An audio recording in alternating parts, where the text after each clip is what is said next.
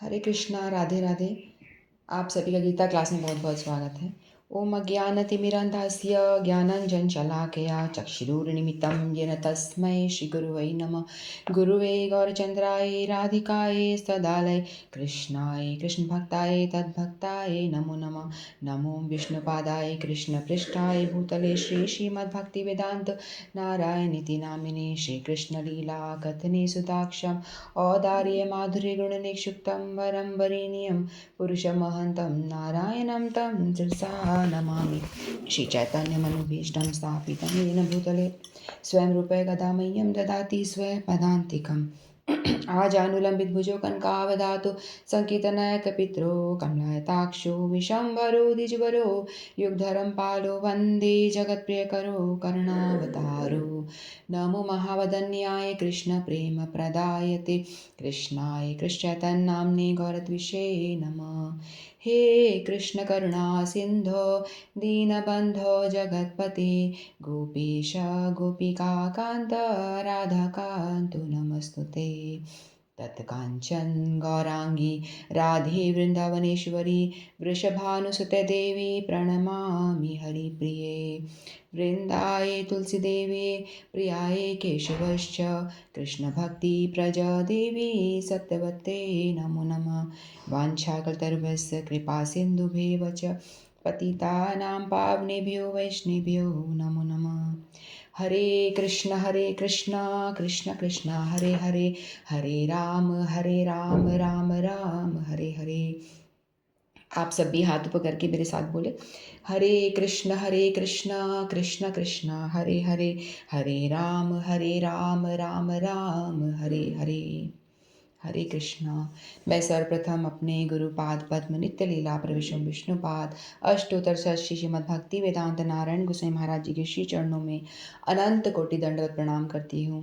तत्पश्चात समस्त रूपालु गुरु परंपरा के चरणों में मेरा दंडवत प्रणाम।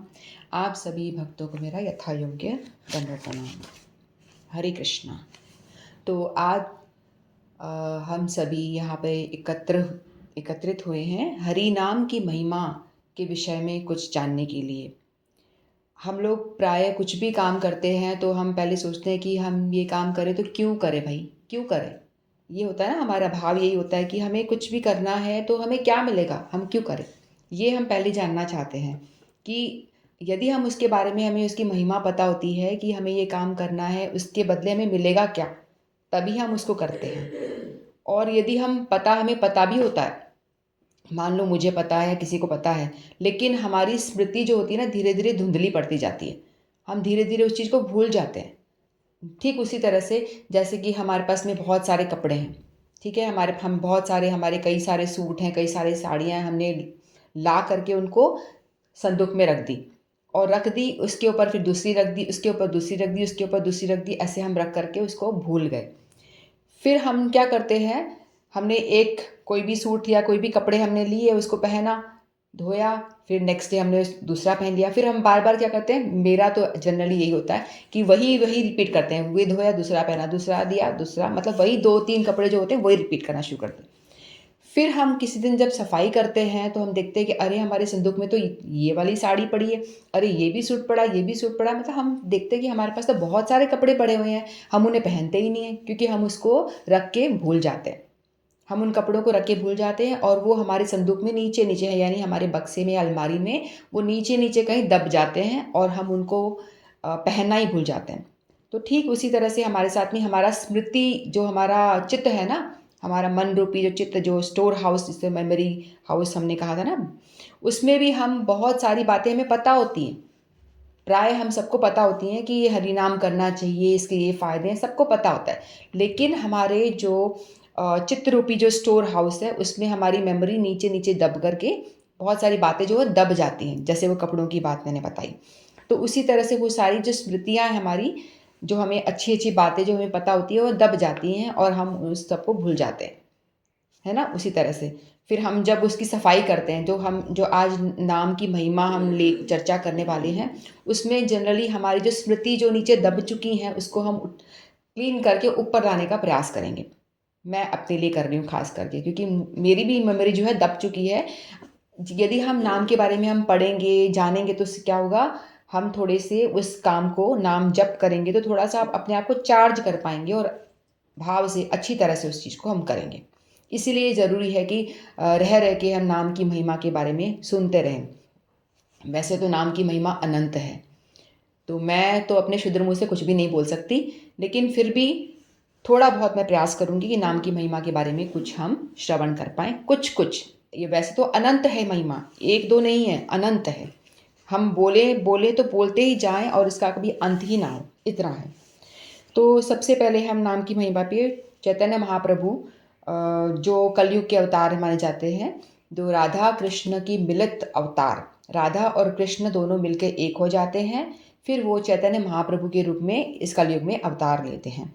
जहाँ आपने देखा होगा फ़ोटो यूँ करके हमने देखा है ना, ऐसे फ़ोटो रहती है चैतन्य महाप्रभु की, तो वो उन्होंने अवतार लिया। तो उन्होंने श्रीमद् भगवद गीता में जब भगवान कृष्ण द्वापर युग में आते हैं तो उन्होंने 700 श्लोक दिए थे हमको, 700 श्लोक जो भगवद गीता में हम अध्ययन कर रहे हैं।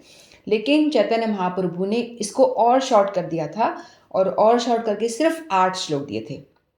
चैतन्य महाप्रभु ने शिक्षाष्टकम के नाम पे सिर्फ़ 8 उन सारे भगवद गीता के निचोड़ को भी 8 श्लोक में परिणित कर दिया था। तो उन 8 श्लोकों में भगवान ने भगवद गीता का भी निचोड़ दे दिया था। भगवान को पता है कि भगवद गीता भी इनके दिमाग से परे है, नहीं समझ पाएँगे। कलयुग का जीव जो है बड़ा आलसी है, इससे नहीं हो पाएगा।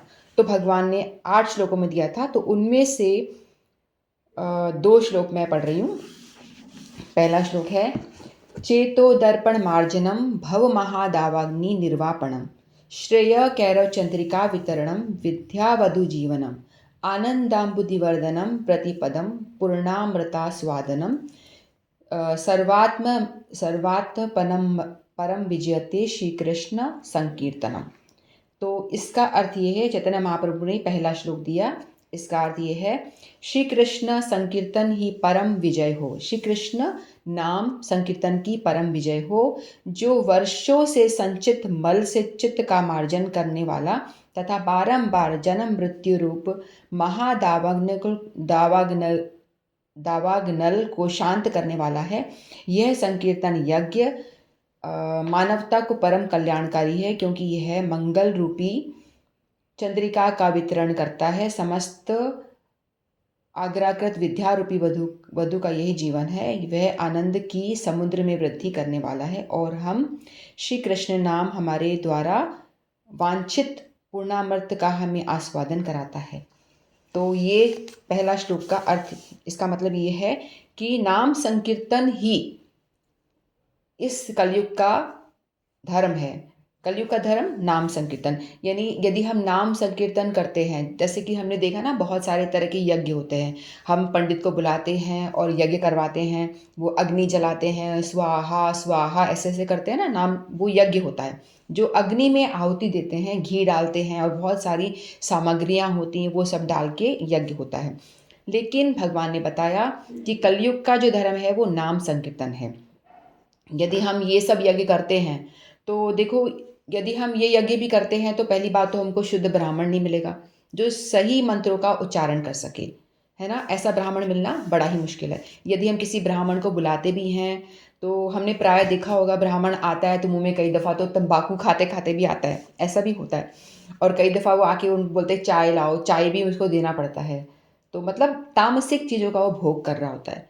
तो और दूसरी बात ये है कि पहला तो वो खुद शुद्ध हो, ये सब चीज़ें ना खाता हो, कोई तामसिक चीज़ें ना लेता हो। दूसरी बात ये है कि वो श्लोकों का सही उच्चारण कर पाए। श्लोकों का सही उच्चारण करने वाला ब्राह्मण मिलना भी बड़ा कठिन है। कहते हैं ना कर्म कांड, ये जो यज्ञ वगैरह करते हैं ना, वो कर्म कांड का एक पार्ट होता है।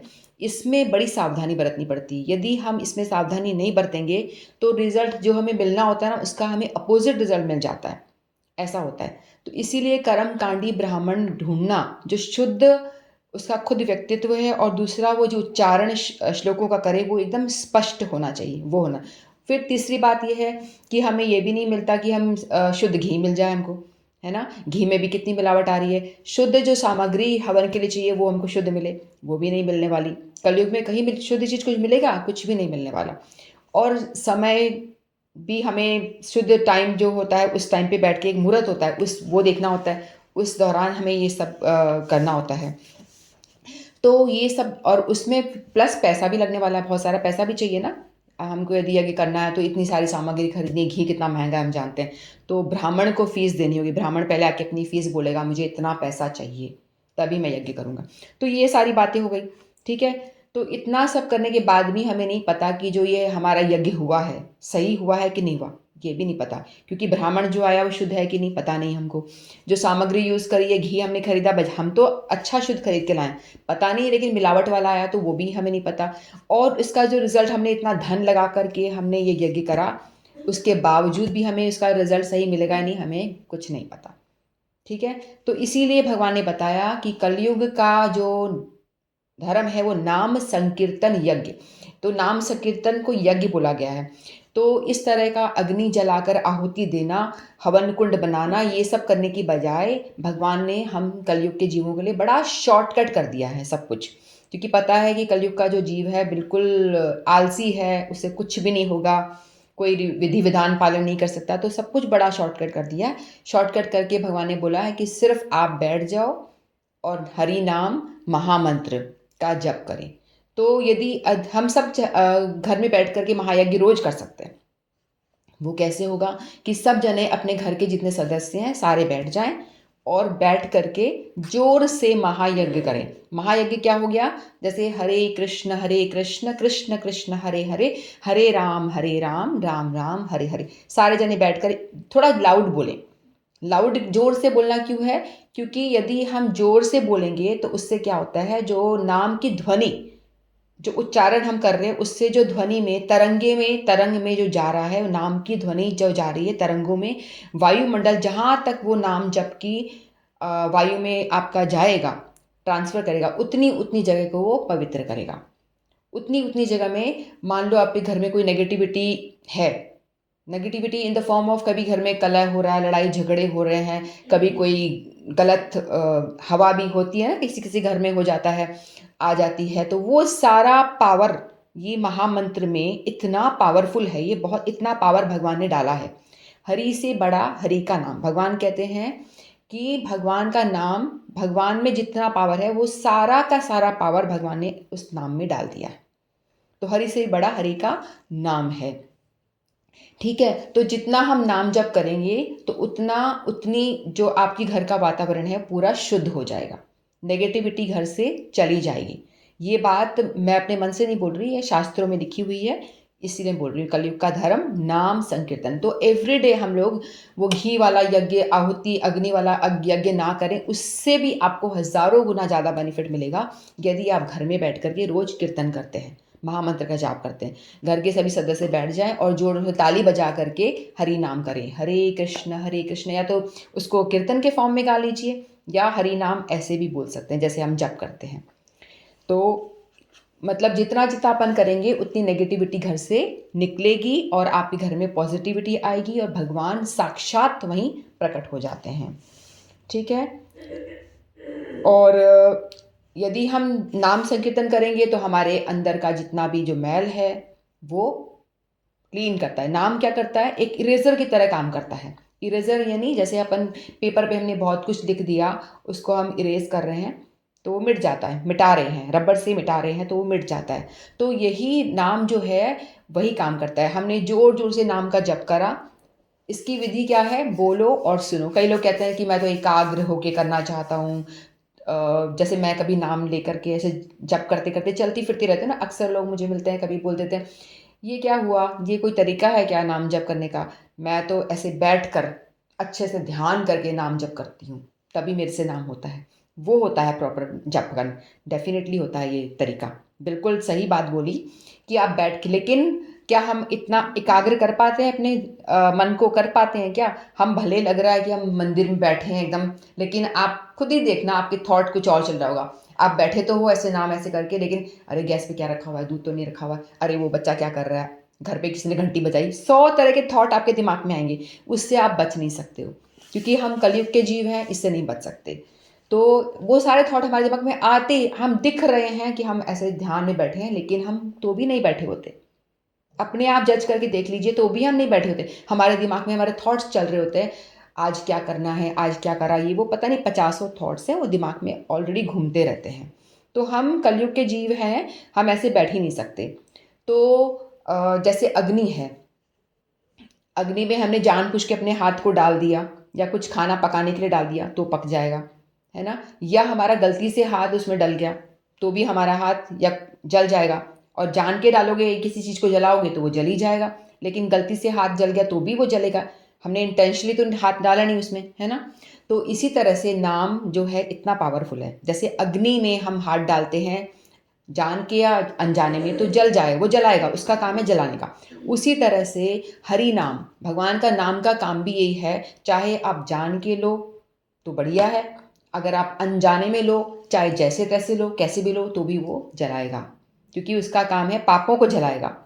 ठीक है? तो आपने अगर ऐसे तैसे भी ले लिया तो भी वो आपके पापों को जलाएगा ही जलाएगा। कहते हैं भगवान का नाम यदि मजाक के तौर पे कोई लोग कहते हैं ना, क्या हरे कृष्णा झोला लेके घूम रही है, क्या हरे कृष्णा लगा रखी है, लोग ऐसे अक्सर मजाक बना लिया करते हैं ना।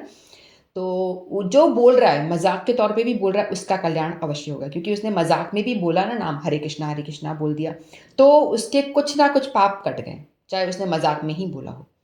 या हम संकेत के तौर पे बुलाते हैं, कोई अपने बच्चों का नाम रख देता है, हरी रख देता है, या हरिप्रिया रख देता है, या राम श्याम कुछ भी नाम रख देता है, नारायण, तो उसको यदि बुलाएगा तो भी उसका कल्याण अवश्य ही होगा। चाहे उसने भगवान को तो नहीं बुलाया ना, तो भी उसका कल्याण होगा ही होगा। जैसे एक अजामिल की कथा आती है, आप सबको पता ही होगा। तो अजामिल जो थे, बहुत ही व्यक्ति, उन्होंने ब्राह्मण कुल में जन्म लिया, लेकिन वो संगत कह लो, कुछ भी कह लो, वो उन्होंने अपना पापाचरण में उतर गए। तो जो भी ऐसा कोई पाप नहीं था जो उन्होंने नहीं किया था अजामिल ने। उन्होंने इतना पापाचार किया था, जो भी हो सकता है, मांसाहार या कुछ भी जो कह लो पाप एक्स वाई जेड, वो सारे पाप उसने किए थे। लेकिन एक बार क्या होता है, नारद मुनि उनके वहाँ से जा रहे होते हैं, तो उनको उन्होंने कहा होता है कि आप अपने बेटे का छोटा बेटा जो होता है उसका नाम आप नारायण रख दो। और जो ये अजामिल होता है ना, उसकी ब्राह्मणी पत्नी होती है, उसको छोड़ करके और पाप में पड़ जाता है और एक वैश्या से शादी कर लेता है, विवाह करके उसके 10 संतान उत्पन्न करता है। और 10वीं जो लास्ट छोटा जो बेटा होता है, तो नारद मुनि संयोगवश उन्हें मिल जाते हैं, तो कहते हैं कि आप इनका नाम नारायण रख दो। तो वो उनकी बात मान लेता है कि साधु कह रहे हैं, तो उनकी बात मान लेता है। तो उनकी बात मान के वो रखता है। जब इन्होंने इतना घोर पाप किया होता है, जब उनके सामने मृत्यु आती है, तो मृत्यु के टाइम पे 3 यमराज आ जाते हैं, बड़े ही भयानक रूप में आते हैं, उनको लेके जाने के लिए आते हैं। तो यमराज आते हैं, लेकिन वो डर के मारे चिल्लाता है नारायण नारायण, वो अपने बेटे को बुला रहा होता है, भगवान का नाम तो लिया नहीं, अपने बेटे को बुलाता है नारायण नारायण करके। तो उतने में ही नारायण के 4 विष्णुदूत आ जाते हैं, नारायण नाम लेते से ही। फिर वो आपस में, वो देख रहा है मृत्युशैया पे पड़ा हुआ है, उसकी आत्मा को खींचने के लिए यमदूत तैयार बैठे, निकाल भी दिया ऑलमोस्ट शरीर से बाहर। लेकिन उतने में जो ये विष्णुदूत हैं वो कहते हैं कि तुम इसको नहीं ले जा सकते। बोलते क्यों नहीं ले जा सकते? यमदूत, दोनों में आपस में झगड़ा हो रहा है। वो कहते कि इसने पता है कितना पाप किया है, आप जानते हो ये है कौन? इसने क्या कुछ नहीं किया, वैश्यागमन और मांसाहार जो भी कुछ सब कुछ बोला उसने, ये सारे अपराध किए, और मैं इसे इसलिए ये अधिकारी है, या नरक में जाने का अधिकारी है। तो यमदूत कहते हैं हम इसको लेकर ही जाएंगे। लेकिन जो विष्णुदूत कहते हैं आपने देखा इसने कुछ अच्छा काम नहीं किया? बोले नहीं, कोई अच्छा काम नहीं किया। तो इस लास्ट में इसने क्या बोला? बोले नारायण बोला। तो नारायण किसका नाम है? भगवान का नाम। बोलता है लेकिन उसने भगवान को नहीं पुकारा, उसने अपने बेटे को पुकारा है, बेटे को बोला नारायणी धरा। तो हम कैसे बोले कि ये इसने नारायण को बुलाया? बोलता है नाम किसका है नारायण? सबसे पहला नाम किसका है ये नारायण? बोलता है भगवान का नाम। हाँ तो भगवान का नाम है ना, हमारे भगवान का ही नाम इसको दिया गया है, तो इसके पाप धुलते हैं, सारे पाप धुल गए। इसने नारायण को मतलब बड़ी ही विरह में आकर के डर के मारे बड़ी भाव से उसने बुलाया नारायण नारायण। तो बोला कि इसलिए हम यहाँ प्रकट हुए हैं।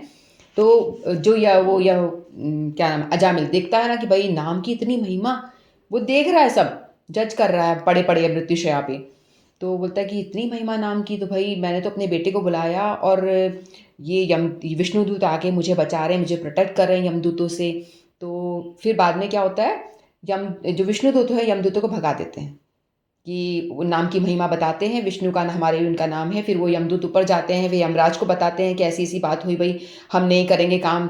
एक नारायण बोला तो जो धर्मराज होते हैं ना, युधिष्ठिर, वही होते हैं यमराज। वही धर्मराज युधिष्ठिर का जन्म लेके एक बार आते हैं, वो तो यमराज जो होते हैं उनके पास आते हैं। वैसे यमराज जो होते हैं ना, भगवान के बहुत ही बड़े भक्त हैं। उनको तो ये काम दिया गया है कि आपको पापियों को लेकर के नरक में डालना है, उनको ये ड्यूटी दी गई है। तो फिर वो कहते हैं कि भाई, उन्होंने जब नारायण कह दिया तो मेरा सामर्थ्य नहीं रहा, तुम छोड़ो इस जीव को, ये सामर्थ्य उसी का ही है, विष्णु लोक में जाने दो उनको। तो यमराज बोलते हैं नारायण कह दिया, और क्या चाहिए, इतना बड़ा नाम कह दिया, तो तुम्हारा ड्यूटी खत्म, तुम छोड़ो इसको।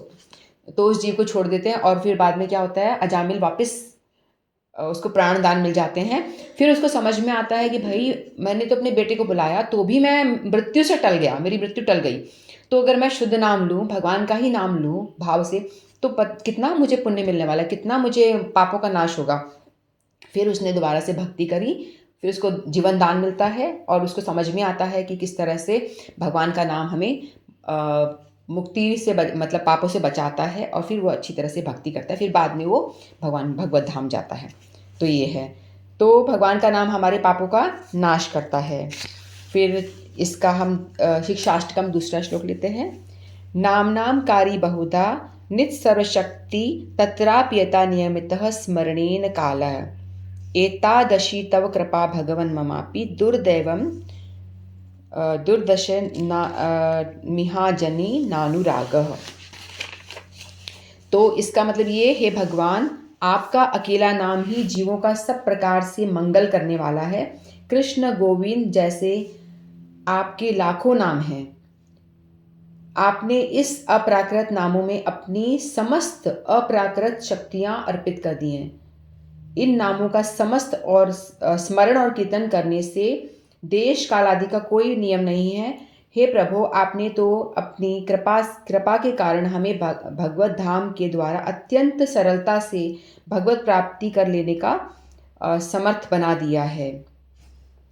किंतु मैं इतना दुर्भाग्यशाली हूँ को आपके ऐसे नाम में मेरा अनुराग उत्पन्न नहीं होता। ये चैतन्य महाप्रभु कह रहे हैं, जो कि खुद भगवान है, वो भक्त रूप फॉर्म में आते हैं ना, वो कह रहे हैं कि भगवान, आपने इतना हम जीवों पर कृपा करी है, आपने अपनी पूरी शक्ति, भगवान ने अपनी खुद की पूरी शक्ति आपके नामों में पूर्णतया भर दी है।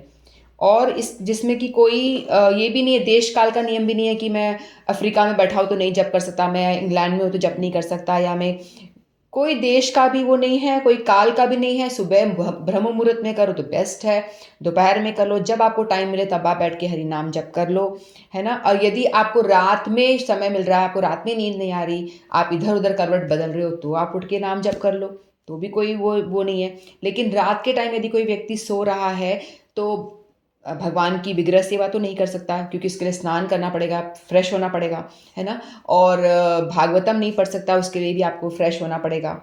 लेकिन आप एक काम कर सकते हो, चाहे आप गंदी हालत में हो, आपकी आंखों में गंदगी भरी हुई है, आप मुंह में गंदगी भरी हुई है, सोता है तो इंसान की स्थिति में होता है, हम सब जानते हैं। तो चाहे आप पूरे गंदगी से भरे हो, लेकिन तो भी आप एक काम तो कर सकते हो। कुछ नहीं कर सकते तो आप बैठ करके या सोते सोते पड़े पड़े भी आप भगवान का नाम जप कर सकते हो। तो भगवान ने इतनी कृपा करी है कि भाई, तू गंदा है, सड़ रहा है, मृत्युशैया में पड़ा हुआ है, कुछ नहीं कर सकता। मृत्युशैया में भी यदि व्यक्ति पड़ा है, रोगी है, रोगग्रस्त है, तो भी वो उठ करके पूजा अर्चना नहीं कर सकता, लेकिन भगवान नाम तो पड़े पड़े भी ले सकता है ना। भगवान नाम तो लिया जा सकता है, चाहे आप हॉस्पिटल में पड़े हो, है ना, तो भी मरने जा रहे हो तो भी आप भगवान का नाम ले सकते हो। तो भगवान ने बोला कि आपने सारी शक्ति उस नाम में डाल दी, इतनी कृपा करी, वही पूरा फल मुझे सिर्फ नाम जप से, आपको बोलना भी नहीं है, पड़े पड़े आप हरे कृष्ण कृष्ण कृष्ण हरे हरे, हरे राम राम राम हरे हरे, हरे कृष्ण कृष्ण कृष्ण हरे हरे, हरे राम राम राम हरे हरे, आराम आराम से लेते जाओ सुनते जाओ, लेते जाओ सुनते जाओ। कोई ऐसा नहीं है कि ध्यान करो, ऐसे बैठो, कुछ करने की जरूरत नहीं है, बोलो सुनो, बोलो सुनो, बोलो सुनो, इतना ही करना है। This is the process.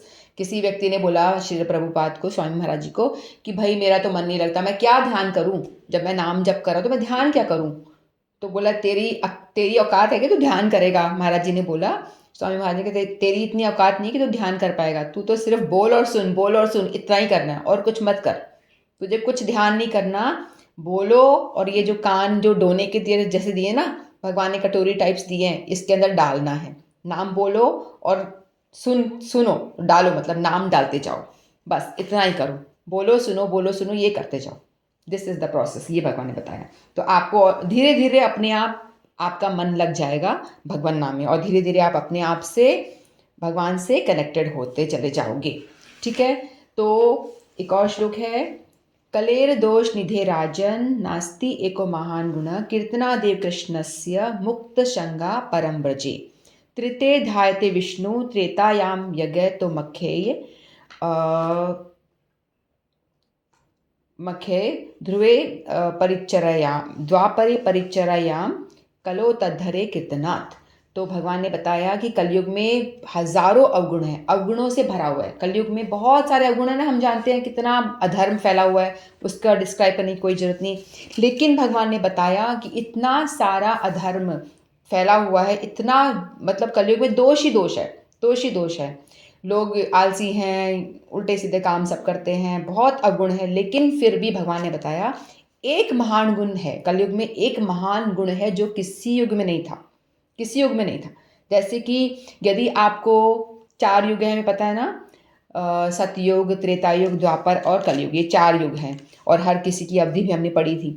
तो हर युग में आपको मतलब भगवान को पाने के लिए बहुत प्रयास करना पड़ता था, क्योंकि आपकी जो ड्यूरेशन, अब आपकी लाइफ की अवधि थी ना, बहुत बड़ी थी, बहुत ज़्यादा लंबा समय तक आप जीते थे, इसलिए आपको बहुत लंबा आपको जो करना था ना तपस्या, वो भी आपकी बहुत बड़ी थी। तो कलयुग में क्या तपस्या, सतयुग में क्या तपस्या करने के बताया गया था, ध्यान। आपको ऐसे ध्यान में बैठना है, भगवान को अपने ध्यान में लाने का प्रयास करना है। वो भी ऐसे नहीं कि थोड़ा सा टाइम, हजारों हजारों हजारों साल, कई हजारों साल, 60,000 ऐसे ऐसे तपस्या करते थे लोग पहले। इतने इतने साल आप ध्यान करोगे तो भगवान कभी आपके ध्यान में कभी आएंगे, कभी चले जाएंगे, कभी आएंगे, कभी चले जाएंगे, ऐसे होता है। ये योगी लोग जो ध्यान करते थे ना, भगवान उनके ध्यान में कभी ज्योति के रूप में दिखते थे, कभी थोड़ी झलक दिखी और गए, गायब हो गए, ऐसे होता था। फिर त्रेता युग आया। त्रेता युग में भगवान ने बताया यज्ञ करना मुख्य धर्म था उस युग का। यज्ञ, तप करना, तपस्या करते थे ना, रावण जैसे कर रहा था तपस्या, एक पैर पे खड़े हो गया, काफ़ी काफ़ी सालों तक उनके ऊपर दीमक आ गई, पूरी मिट्टी आ गई, तो भी वो तपस्या करे जा रहे हैं, करे जा रहे हैं। तब कहीं जाके हजारों हजारों साल तपस्या करने के बाद में भगवान उन्हें दर्शन देते थे। बहुत डिफिकल्ट होता था, बहुत डिफिकल्ट। फिर द्वापर में विग्रह सेवा को महान धर्म बताया गया कि भगवान की मूर्ति पूजा, विग्रह सेवा, जो आजकल भी है थोड़ा बहुत, क्योंकि हम कलयुग के द्वापर क्योंकि थोड़ा पास में है, इसलिए अभी भी हम देखते हैं कि मूर्ति पूजा होती है। क्योंकि कलयुग की अवधि तो बहुत लंबी है ना, हम 5,000 साल ही बीते हैं, तो 4,32,000 वर्ष कलयुग की अवधि है, तो थोड़ा सा टाइम ही बीता है, तो हम द्वापर के करीब हैं, इसलिए अभी भी मूर्ति पूजा लोग करते हैं। हम घरों में विग्रह सेवा करते हैं, मंदिरों में होती है ना मूर्ति पूजा, विग्रह बोलते हैं, मूर्ति नहीं कहते। ठीक है, तो ये बताया गया कि आप विग्रह सेवा करके भगवान को प्राप्त कर सकते हैं। लेकिन भगवान ने कलयुग में बताया है कि कलयुग का धर्म नाम संकीर्तन। जितना आप विग्रह सेवा भी यदि कोई नहीं कर पाता, घर में मूर्ति पूजा नहीं कर पाता, तो भी कोई बात नहीं, लेकिन नाम सेवा करें, नाम जप करें।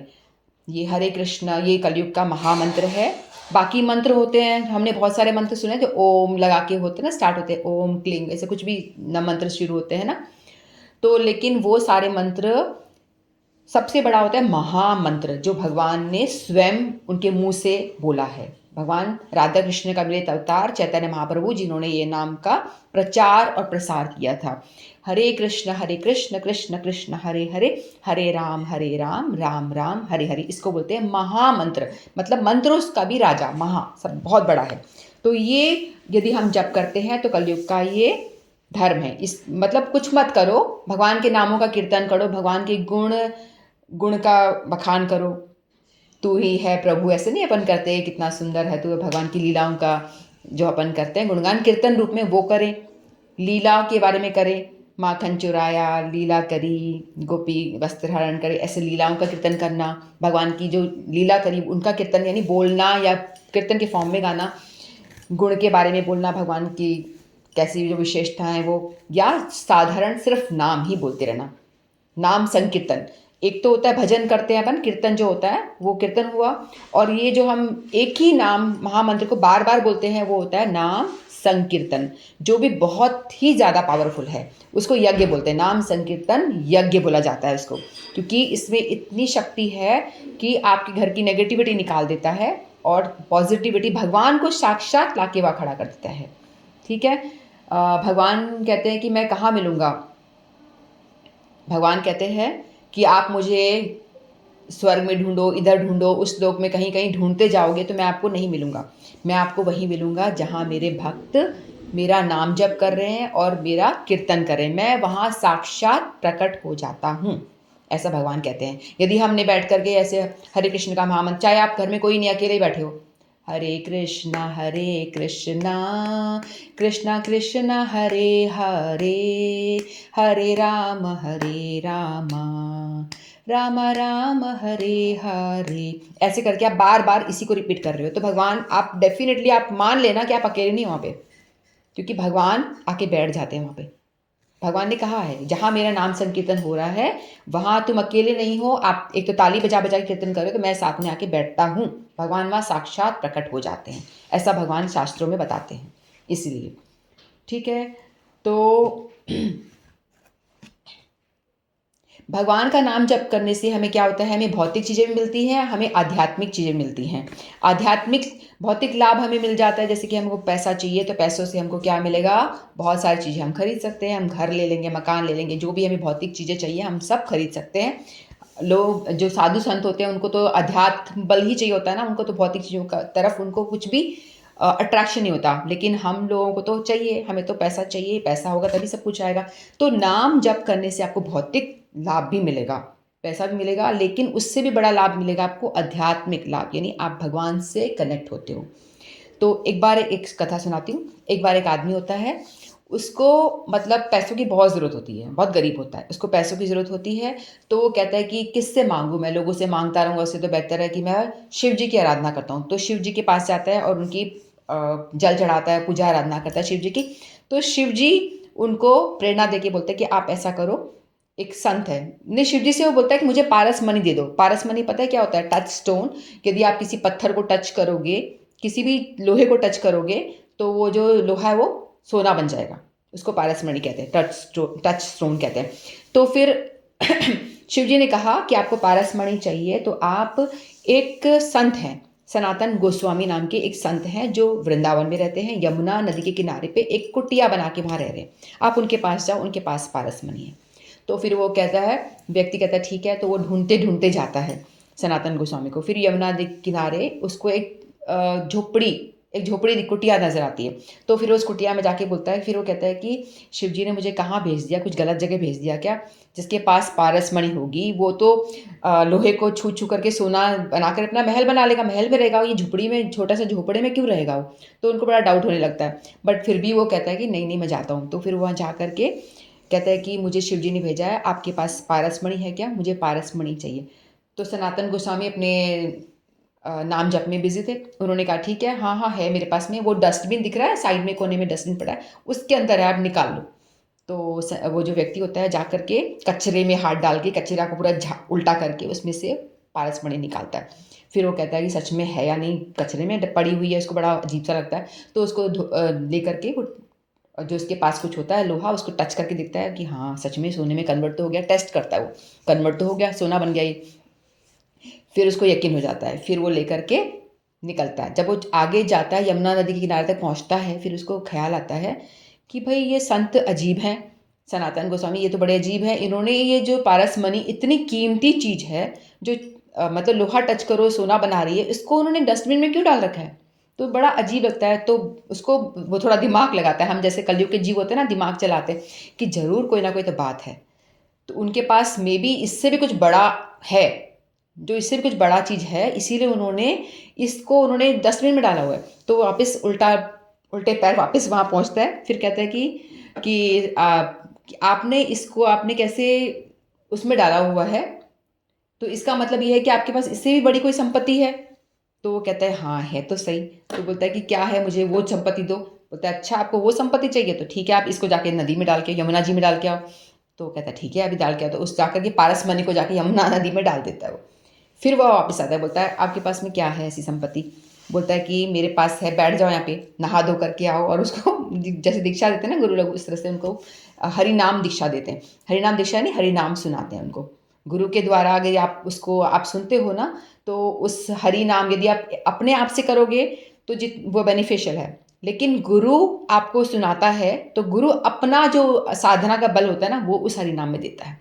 गुरु के द्वारा हरि नाम लेने का मतलब ये होता है कि गुरु की साधना का पावर भी आपके उस मंत्र जाप में आता है। इसीलिए हम गुरु बनाते हैं कि गुरु भी आपको पावर देता है उस मंत्र के जरिए। कान में आपको मंत्र फूकता है ना, तो आपको मतलब बीज गुरु दे देता है और वो पावर ज़्यादा करेगा, वो असर ज़्यादा करता है। इसीलिए फिर उस सनातन गोस्वामी के मुख से वो हरिनाम दीक्षा दे रहे होते हैं। कहते हैं कि बोलो हरे कृष्ण कृष्ण कृष्ण हरे हरे, हरे राम राम राम हरे हरे। ये है वो चिंतामणि कहते हैं। आप इसको फेंकवा दिया, अगर आप इसका नाम जप करोगे हर रोज, तो आप वो पारस मणि तो आपको सिर्फ भौतिक चीज़ दे पाता, पैसा बंगला गाड़ी सोना से आप क्या क्या खरीद सकते हो वो आपको मिलता। लेकिन ये जो मैं आपको दे रहा हूँ हरि नाम चिंतामणि, ये पारस मणि से भी ज़्यादा बड़ा है। और ये आपको क्या देगा? गोलोकेरा प्रेम धन। क्या देगा आपको ये? गोलोकेरा प्रेम धन, हरि नाम संकीर्तन। गोलोक जहाँ भगवान कृष्ण रहते हैं, उसका जो प्रेम धन है वो हरि नाम संकीर्तन है। यानी जो लक्ष्मी जी के पति हैं नारायण, नारायण यानी भगवान कृष्ण, ठीक है। तो यहाँ आपको इस पारस मणि से आपको सिर्फ लक्ष्मी मिलती है यानी पैसा, लेकिन इससे आपको, इस चिंतामणि से आपको लक्ष्मी पति मिल जाएंगे। लक्ष्मी के जो पति हैं यानी भगवान कृष्ण आपके पास खींचे चले आएंगे। यदि आप नाम जप करोगे तो वो स्वयं आपके पास में खींचे चले आएंगे। तो आपको अध्यात्म बल मिलेगा। भौतिक तो मिलता ही है, हरि नाम करने से ये भौतिक भी आपको मिल जाएगा। जो आप नाम से मांगोगे आपको वो सब चीज़ें मिलेंगी, ठीक है, यदि वो आपके लिए अच्छी होगी, आपको फलदायक होगी आगे। और बाकी आपको भगवान भी मिल जाएंगे, साथ में भगवान भी खींचे चले आएंगे। तो इसीलिए सबसे ज़्यादा ज़रूरी है कि आप हरि नाम करिए। फिर वो उसने हरि नाम जप लिया। देखो हम लोग ऐसे कभी देखते हैं ना कि भगवान आकाश में यदि हम पतंग को देखते हैं, है ना, हमें लगता है कि पतंग स्वतंत्र अपने आप से उड़ रही है। ऐसे लग रहा है ना कि पतंग उड़ती जा रही है। लेकिन जब हम देखते हैं कि पतंग का डोर जो है किसी व्यक्ति ने नीचे पकड़ा हुआ है और उसको ऐसे ऐसे कर खींच रहा है, कभी ऊपर ले जा रहा है, कभी नीचे ले जा रहा है, ऐसे कर रहा है, फिर हमें समझ में आता है पतंग जो है अपने आप से नहीं उड़ रही है, आज़ादी से नहीं उड़ रही है, लेकिन किसी व्यक्ति ने उसको पकड़ा हुआ है, उससे उड़ रही है। उसी तरह से हमें लगता है कि जो भगवान है वो भी स्वच्छंद भ्रमण कर रहे हैं। कभी इस अवतार रूप में भ्रमण करें, कभी वो नरसिंह बन जाते हैं, कभी कुर्म अवतार बन जाते हैं, कभी राम अवतार, कभी कृष्ण अवतार, एक अवतार से कभी वामन अवतार, एक अवतार से दूसरे अवतार में वो स्वच्छंद भ्रमण कर रहे हैं। लेकिन ऐसा है नहीं। लेकिन यदि हम जाके देखें जिस तरह से पतंग की डोर किसी व्यक्ति के हाथ में होती है, इसीलिए भगवान से यदि आप पूछोगे ना, भगवान कहेंगे अहम भक्त पराधीन, मैं स्वच्छंद नहीं हूँ, मैं भक्त के पराधीन हूँ, भक्त के अधीन हूँ। क्योंकि भक्त ने डोर मेरी अपनी डोर पकड़ रखी है। किस तरह से? हरि नाम के जरिए। हरि नाम जिस प्रमाण में आप करोगे उतने ही प्रमाण में भगवान की डोर आप पकड़ रहे हो। आपको पता है यदि आप नाम जप करो तो भगवान को अपनी ओर खींच रहे हो, जैसे पतंग का वो व्यक्ति खींच रहा होता है ना, उसी तरह से आप वो डोर, ये जो हरि नाम है वो पतंग की डोर समान है। ये डोर आपको भगवान से कनेक्ट करती है, आपको भगवान से जोड़ती है। जितना आप हरि नाम करोगे उतने ही आप पास लाओगे भगवान को। जितना आप कम करोगे या छोड़ दोगे, नहीं करोगे, तो भगवान उड़ जाएंगे, पतंग उड़ जाएगी, भगवान आपसे दूर है, कनेक्टेड नहीं है। तो आपको भगवान से कनेक्टेड रहना है तो आपको भगवान का नाम जप करना पड़ेगा। जिस तरह से वो डोरी को पकड़ रखा है, तो जितना आप डोरी को, तो ये है कि आप डोरी कभी छोड़े ना। आपने हरि नाम लिया है तो हर रोज 2 नाम तो 2 नाम जप करें, 4 तो 4 जप करें, अपनी अपनी हैसियत के हिसाब से उसे जप करें। जितनी ज़्यादा आप जप करेंगे उतनी ही डोरी आपकी स्ट्रांग रहेगी। अगर आपने नाम जप छोड़ दिया तो पतंग कट करके उड़ जाएगी और भगवान को आपसे लेना देना नहीं। तू जा तेरे रास्ते, मैं मेरे रास्ते, ठीक है, तू तेरे काम में, मैं मेरे धाम में, भगवान बोलेंगे। तू तेरे काम में रह, धो बर्तन, धो झाड़ू लगा, कर नौकरी, जो करना कर, काट सब्जी, जो करना कर, मैं, तू तेरे काम में, मैं मेरे धाम में। इसीलिए हमको भगवान का नाम रूपी डोरी हमें पकड़ के रखनी चाहिए, जिससे कि भगवान बोलेंगे यदि तू मेरे नाम में तो मैं तेरे काम में। तू मेरे नाम जप करेगा तो मैं तेरा काम मैं सँभालूँगा, जो तेरा काम है उसको मैं सँभालूँगा, मैं सजाऊँगा, मैं उसका पूरा ध्यान रखूँगा, तेरा भी रखूँगा और तेरे काम का भी रखूँगा। ऐसा भगवान कहते हैं। तो हमको थोड़ा इंटेलिजेंट होना ही चाहिए, सोचना चाहिए कि भाई भगवान सिर्फ़ नाम जप करने से कुछ माँग तो नहीं रहे ना कि पैसा दो, ये दो, धन दो, बल दो, अपना कुछ तपस्या, ऐसा तो कुछ भी नहीं बोल रहे ना। हमें ना तो पैसे लग रहे हैं, ना कुछ और लग रहा, ना कोई श्रम लग रहा कि हमको मेहनत करनी, वो भी नहीं लग रहा। सिर्फ़ मुँह से सिर्फ़ बोलना है। अब चलो ठीक है, आपके पास टाइम नहीं है तो कोई बात नहीं, किचन में खाना बनाते-बनाते बोल लो, काम करते-करते बोल लो, नहाते-नहाते बोल लो। टाइम नहीं है एक्सक्यूज़ तो बहुत गलत है, बहुत ही गलत है कि मेरे पास टाइम नहीं है। टाइम सबके पास है। भगवान ने सबको, एक संत को भी उतना ही टाइम दिया है, हर व्यक्ति को बराबर टाइम दिया है। जो कह रहे हैं हम ये करते हैं, वो करते हैं, हमारे पास टाइम नहीं है, तो ये एब्सोल्युटली गलत है। टाइम तो निकल जाता है, जो भी हमें करना होता है उसके लिए निकलता है, तो नाम जप के लिए क्यों नहीं निकलता? अगर नाम जप के लिए नहीं निकल रहा है तो कम से कम आप नहाते-नहाते बोल सकते हो, है ना? भगवान ने बोला इवन आप शौचालय में बैठे-बैठे भी, शौच करते-करते भी आप नाम जप कर सकते हो।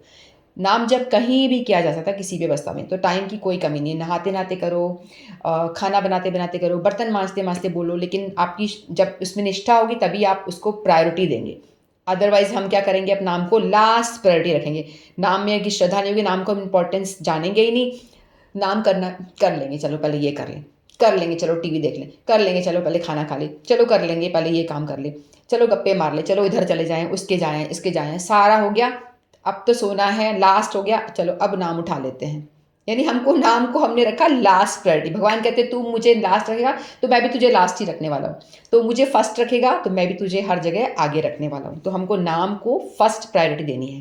यानी नाम के बारे में हमें समझना चाहिए कि नाम इज़ वेरी इंपॉर्टेंट, जो है भगवान का नाम ही है। नाम यानी भगवान को आप खींच रहे हो अपनी ओर।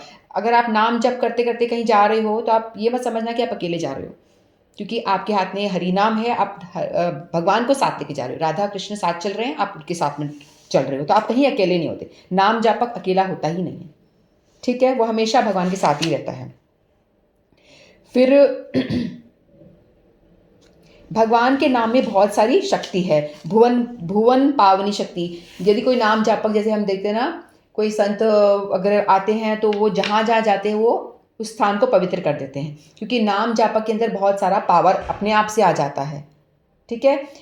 नाम जापक यदि रेगुलर नाम जापक है, हम जैसे लोग नहीं, जो हमारे गुरुवर्ग हैं, वो इतना नाम जप करते हैं, 64-64 नाम एक दिन में करते हैं, तो उनकी बॉडी से भी ऐसे वाइब्रेशन निकलते हैं कि आस-पास के वातावरण को, वो जहाँ खड़े होते हैं, उनका दर्शन भी हमें पवित्र कर देता है। आस-पास के लोगों को पवित्र पवित्र करता है। तभी तो हम उनकी बातें आराम से मान लेते हैं, क्योंकि वो पावर उनके नाम में, उनके बातों में दम होता है। फिर होता है कि सर्व व्याधि विनाशिनी शक्ति। भगवान के नाम में बहुत सारी व्याधियों को रोकने की, रोगों को रोकने की शक्ति होती है। किसी को यदि कोई रोग हो रहा है, ठीक है? तो हम क्या करेंगे? नाम जप करेंगे। हमें रोग आता क्यों है? हमारे पापों के पाप होते हैं, इसीलिए हमें रोग के फॉर्म में आता है ना। तो यदि किसी को मान लो रोग हो भी रहा है, तो आप क्या करना? अपनी औषधि लेना, दवाई लेना, और अपने हाथ में दवाई पकड़ना और हरि नाम महामंत्र को 21 बार बोलना, या 21 से ज़्यादा, जितनी बार 21 बार बोलना। फिर वो जो आप औषधि खाएँगे, दवाई खाएँगे, उसका पावर 3-4 गुना बढ़ जाता है। क्योंकि भगवान ही देखो, समुद्र मंथन हुआ था ना, तब भगवान धन्वंतरी फॉर्म में भगवान ही प्रकट हुए थे, भगवान का अवतार धन्वंतरी। तो धन्वंतरी क्या है? आयुर्वेद के जनक है ना। धन्वंतरी भगवान आयुर्वेद के जनक है। हमारा तो आयुर्वेद ही है, ये जो एलोपैथी है तो वेस्टर्न है ना, विदेशी है। तो जो भगवान भगवान जनक है आयुर्वेद का, तो भगवान ही शक्ति देते हैं रोग को तारण करने की, ठीक है? तो भगवान का नाम लेंगे तो अपने आप रोग भी कम होंगे, अपने आप से कम हो जाएंगे, ठीक है? तो कोई बहुत पापी है, उसको नरक योनि मिलने वाली है, यदि वो नाम जप करेगा तो उसके नरक योनि से बच सकते। जैसे हमने अजामिल की कथा सुनी, उसमें उसको टाल दिया गया है ना, वो टल गया, नरक जाने से उसको भगवान ने बचा लिया। और किसी के बहुत सारे दुख आने वाले हैं जीवन में, प्रारब्ध में हमें बहुत दुख हैं, आ रहे हैं बार बार, तो दुख को, प्रारब्ध को विनाश करने की शक्ति नाम में होती है। तो हमें जो भी पाप आने वाला है, तो हमें उसको कोई नहीं टाल सकता। आपके प्रारब्ध को भगवान स्वयं भी नहीं टाल सकते, लेकिन कौन टाल सकता है? भगवान का नाम टाल सकता है। कृष्ण भक्ति यदि है बलवान, विधीर करम कलम काठी करे खान खान। यदि आपकी कृष्ण की भक्ति बलवान है, तो आपकी विधि में जो लिखा हुआ है, आपको जो भोगना है, मान लो मेरे को आगे जाके ये बड़ी बीमारी आने वाली है, या मेरे को ये पाप आने वाला, ये परेशानी आने वाली, मुझे पता नहीं है। लेकिन कुछ भी आ सकता है किसी के भी लाइफ में, कुछ नहीं पता। लेकिन यदि हम अपनी भक्ति को स्ट्रांग रखेंगे, भगवान का नाम जप रेगुलर करेंगे, तो ये आपकी जो आने वाला है प्रारब्ध के रूप में, वो आपका नष्ट हो जाता है, वो भी आपका खत्म हो जाता है। जैसे रुई में आग लगाओ, रुई जल जाती है ना, उस तरह से आपके पापों का नाश हो जाता है, और जो आपको कष्ट झेलना है वो आपको नहीं झेलना पड़ेगा। एक छोटा सा एग्जाम्पल मैं, थोड़ा सा है, तो उसमें एक बार एक प्रबोधानंद सरस्वती नाम की एक संत हुए हैं, उनके उन्होंने जब एस्ट्रोलॉजी के पास में गए, उन्होंने बोला कि आप सिर्फ 25 साल आपकी आयु है, 25 साल ही आप जिएंगे। तो उन्होंने सोचा कि मैं अगर 25 साल ही जीऊँगा तो क्या करना है, तो मैं ऐसा करता हूँ, थोड़ा सा हो जाता है ना, डिमोटिवेट हो जाते हैं कि हाँ मैं काम, चलो थोड़ा इतना ही समय बचा है तो मैं पूरा अपना भक्ति में लगा देता हूँ, पूरा जन्म, पूरा टाइम अपना। तो बिल्कुल ही उनको पता थोड़ा सा टाइम है, तो उन्होंने अच्छी तरह से भक्ति शुरू कर दी, मठ में आ गए और वहाँ पे भजन कीर्तन में लग गए, और उन्होंने बड़ी मन लगा कर के भक्ति करी। उनको पता था कि जाने वाले हैं, तो उससे पहले अच्छे से भगवान का नाम जप किए गए, सब कुछ कर लो, भजन कीर्तन कर लो। तो उस भजन कीर्तन के प्रभाव से ऐसा हुआ, 25 साल चले गए, उनके जो प्रारब्ध जो आने वाला था मृत्यु रूप में, वो टल गया। फिर वो एस्ट्रोलॉजर के पास में गए, भाई मैं तो मरा ही नहीं, तुम तो कहते 25 साल, 2-3 को पूछा, सबने ये बोला आप 25 साल के बाद मर जाओगे। तो बोला मेरी तो मृत्यु आई नहीं, मैं तो क्रॉस कर गया। तो उन्होंने देखा कि आपका जो लाइन, जो रेखाएं आपकी बदल गई हैं, ताली बजा बजा के कीर्तन करते हैं ना, तो आपकी हाथों की रेखा बदल जाती हैं, रेखा जो आपके आने वाले हैं, प्रारब्ध जो बुरा प्रारब्ध आने वाला है, वो आपका बदल के अच्छा हो जाता है। बोला आपकी रेखा तो पूरी चेंज हो गई, आपकी इसमें तो लिखा ही नहीं कि आप अब मरोगे तो आपकी मतलब इस तरह से आपका प्रारब्ध जो बुरा है वो बदल के अच्छा हो जाता है नाम जप करने से। तो नाम जप के बहुत सारे फायदे हैं, आपके दुखों को टाल देती है, आपके रोगों को वो ठीक करने में वो है, पावरफुल है, नर्क से आपको बचाती है, ठीक है, और माया से तो बचाती ही है। माया हमारे आसपास कितना घूम रही है ना, कितने सारे अट्रैक्शंस हमारे आसपास हैं। आप देखते हो ना कि फ़ोन का अट्रैक्शन, ये अट्रैक्शन, मतलब हजार, माया नहीं, हर फॉर्म में आपको अट्रैक्ट करती है, भगवान से दूर करती है। लेकिन यदि आप नाम जप रेगुलर करोगे तो कोई माया का असर आपके ऊपर नहीं होगा।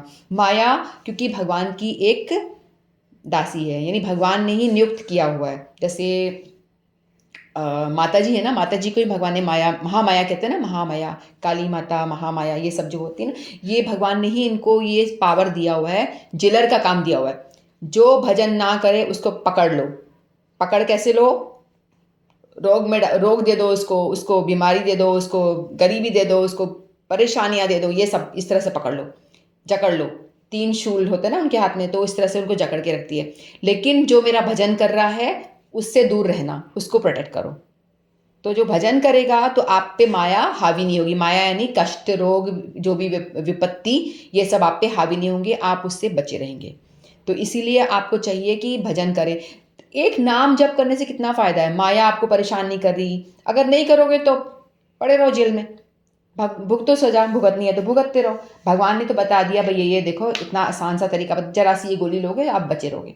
यानी हरि नाम की आप गोली लोगे तो आपको ना माया परेशान करेगी, ना रोग आएंगे, ना कुछ और परेशानी आएंगी, मिनिमम आएंगी भी तो मिनिमम हो जाएगा, बहुत उसका पाप जो असर हो जाएगा वो ऑलमोस्ट ज़ीरो जैसा हो जाता है। इसलिए नाम जब आपको करना चाहिए, 2 करें, रेगुलर करें और उसको बढ़ाते जाएं। जितना अगर आपको पता होगा तभी तो होगा ना। और नाम जप करके ऐसा भी होता है ना, अभी हमने कथा कराई थी तो उसमें हमने पितर पक्ष में करवाया था, तो कई लोगों ने हरि नाम नहीं लिया। कुछ लोगों ने कहा कि पितर पक्ष चल रहा है तो हमें नाम नहीं लेना चाहिए, अच्छा समय नहीं। तो भगवान कहते हैं कि मेरा नाम किसी भी समय, कोई भी टाइम लिया जा सकता है, और उसको भागवत करने के लिए तो मुहूर्त देखने की कोई आवश्यकता ही नहीं है कि ये कौन सा पक्ष चल रहा है, क्या चल रहा है, कुछ देखने की जरूरत नहीं है। आप हरे कृष्ण महामंत्र बोलो और काम शुरू करो, सब आपका शुभ हो गया। महामंत्र बोला, आपको ये देखना नहीं पड़ेगा कि पंचांग में कौन सा ग्रह नक्षत्र, ये कौन सा समय, ये वो कुछ देखने की जरूरत नहीं है। महामंत्र बोला और शुरू करो, सब सब शुभ, सब एकदम परफेक्ट हो जाता है, ये कहते हैं। तो मतलब कर्मकांडी भी महामंत्र करते हैं लास्ट में, मतलब भगवान का नाम देते हैं। जो कई लोग होते हैं ना, जो एस्ट्रोलॉजर्स होते हैं, कर्मकांडी ब्राह्मण होते हैं, बताते हैं कि आपका ये ग्रह खराब है, ये ग्रह खराब है, तो आपको ये अंगूठी पहनो, ये पहनो, वो पहनो, ऐसे करते हैं। तो हमारे गुरुदेव का एक दिन लेक्चर आ रहा था, मैं सुन रही थी, तो वो कह रहे थे कि मथुरा में कर्मकांडी ब्राह्मणों ने अपना व्यापार बना रखा है, लोगों को देते हैं, तुम ये वाला पन्ना पहनो, ये हीरा पहनो, मोती पहनो और तुम्हारा दुख दूर होगा। और जब उन्हें दुख होता है तो मेरे पास आते हैं। वो कहते हैं कि हमारे जो गुरु जी हैं वो शुद्ध वैष्णव हैं, वो खूब नाम जापक हैं, हमेशा भक्ति करते हैं। बोलते हैं उन्हें जब कोई कष्ट होता है तो अपना वो कष्ट निवारण नहीं कर पाते, वो हमारे पास आते हैं, हमारे चरणों में गिर जाते हैं। तो मतलब इतनी महिमा है एक शुद्ध वैष्णव की, जो नाम जापक है उसकी इतनी महिमा है। तो कर्म कांड वगैरह सब नीचे है। चतुर्वेदी द्विवेदी, जो वेदों को जानता है वो बहुत ज्ञानी है। जो एक वेद जानता है, दो वेद जानता है द्विवेदी, जो तीन वेदों का ज्ञान रखता है त्रिवेदी, जो चार वेदों का ज्ञान रखता है चतुर्वेदी। तो गुरु जी कहते हैं कि सारे वेदों का ज्ञान रखने वाले जो कर्मकांडी जो ब्राह्मण हैं वो आके नाम जपक के चरणों में गिर जाते हैं। तो उन्होंने अपना खुद का उदाहरण बताया कि वो सब आके मेरे चरणों में गिरते हैं, बताइए महाराज हम क्या करें अब। तो मैं बताता हूँ हरिनाम करो। फिर उनको मैं इस तरह से बताता हूँ। तो इस तरह से हरिनाम की महिमा तो अनंत है। अगर मैं और बोलती जाऊँ तो बोलती ही जाऊँ, लेकिन मैं टाइम हो रहा है, ज़्यादा हो रहा है, इसलिए इतना ही बोल के मैं विराम करती हूँ। बाकी हम रह के हरिनाम की महिमा कभी कभी लेते रहेंगे, जिससे कि हम थोड़ा सा मोटिवेशन हमें मिले, ताकि हम हरिनाम ठीक से कर पाएँ। ठीक है, तो हरिनाम जप करके फिर मैं वाणी को विराम देती हूँ। हम सभी मिलके एक बार हरिनाम जप करें, सभी लोग करें, बेबी माइक खोले करें, जैसी भी आपकी स्थिति है। हरे कृष्ण कृष्ण कृष्ण हरे हरे, हरे राम राम राम हरे हरे, हरे कृष्ण कृष्ण कृष्ण हरे हरे, हरे राम राम राम हरे हरे, हरे कृष्ण कृष्ण कृष्ण हरे हरे, हरे राम राम राम हरे हरे, हरे कृष्ण कृष्ण कृष्ण हरे हरे, हरे राम राम राम हरे हरे, हरे कृष्ण कृष्ण कृष्ण हरे हरे, हरे राम राम राम हरे हरे, हरे कृष्ण कृष्ण कृष्ण हरे हरे, हरे राम राम राम हरे हरे, हरे कृष्ण कृष्ण कृष्ण हरे हरे, हरे राम राम राम हरे हरे, हरे कृष्ण कृष्ण कृष्ण हरे हरे, हरे राम राम राम हरे हरे। ये हमने हरि नाम महायज्ञ किया। ये हमारा यज्ञ हो गया, जो बिना घी वी के हो गया। जो जितना भी चाहे हम उसको बढ़ा सकते हैं। हमारे ऊपर है कि हम डोर कितनी तेज पकड़ना चाहते हैं, भगवान को कितना अपनी तरफ लाना चाहते हैं, उतना ही हम हरि नाम करें। कोई पूछे मैं कितना करूं, जितना आपको भगवान को पकड़ के अपनी तरफ खींचना है उतना आप हरि नाम करिए।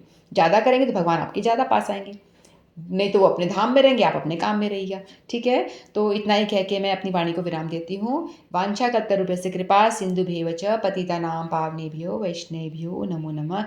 श्री हरि नाम की जय, श्रीमद् भगवद गीता की जय। हरे कृष्णा, राधे राधे। किसी को कुछ पूछना तो पूछ सकते हैं, तो लेफ्ट कर दीजिए।